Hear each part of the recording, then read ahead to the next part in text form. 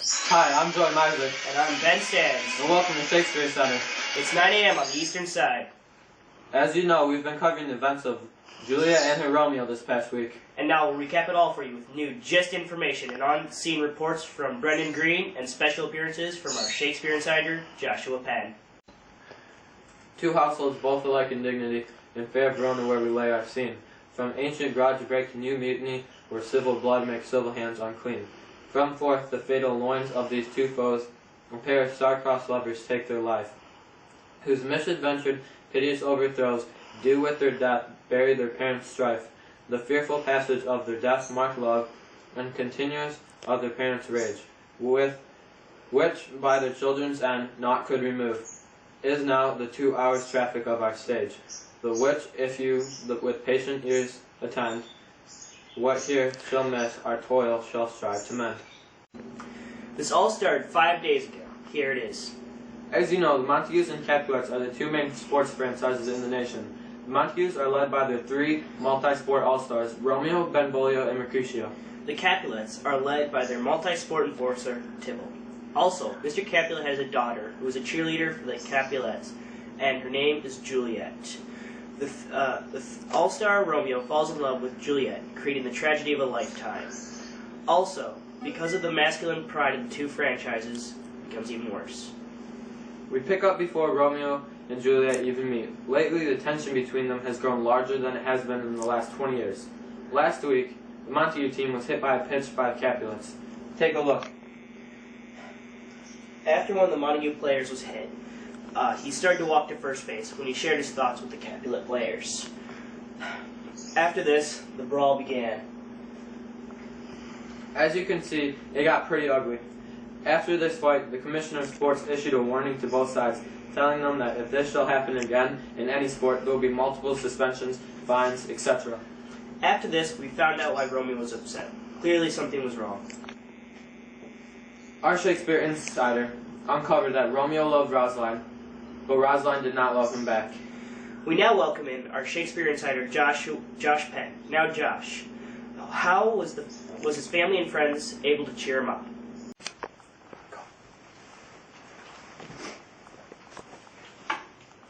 Well, they thought bringing him to a party would cheer him up, which it did.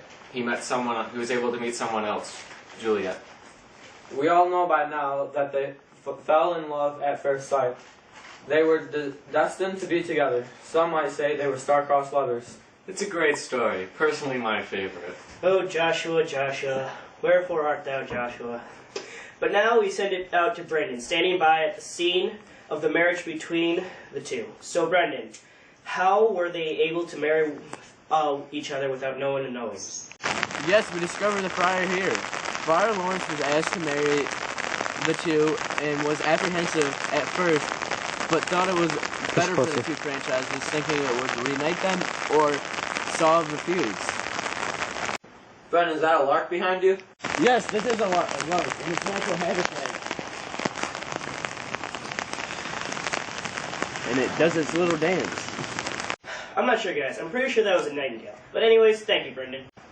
Later that day, the Montagues, Romeo, Benvolio, and Mercutio had a game against Tybalt and the Capulets, and things did not go over very well. Take a look. Here, because of Tybalt's masculine pride, he takes a cheap shot at Mercutio because Mercutio and some Montagues crashed his boss's party, Mr. Capulet. This makes Romeo angry because Mercutio and him were very close. So Romeo gets back at Tybalt because of his large masculine pride. He's able to take him out and avenge his friend. Here you can see Romeo just pounding away at Tybalt. He'll drag him over to the side and just continue to pound away at him. This has the Commissioner of Sports suspend him permanently from sports. Later that day, we check up on the Capulets. Lord Capulet offers Juliet to marry Paris, the right-hand man to the Commissioner of Sports. She refuses and it does not go over well with Capulet. Take a look. Here, this is Juliet refusing. And you'll see Capulet's response to what she has done. Right here is Mr. Capulet, right here, yelling at Juliet. He was not going to take no for an answer. With that, we bring back our Shakespeare insider Josh. What happens as a result to his reaction? Impossible. Well, Friar Lawrence offers a potion to get her out of this mess. A potion to set her asleep 2 and 40 hours, in time for Romeo to get her. The friar tries to tell Romeo his plan, but look at what happens.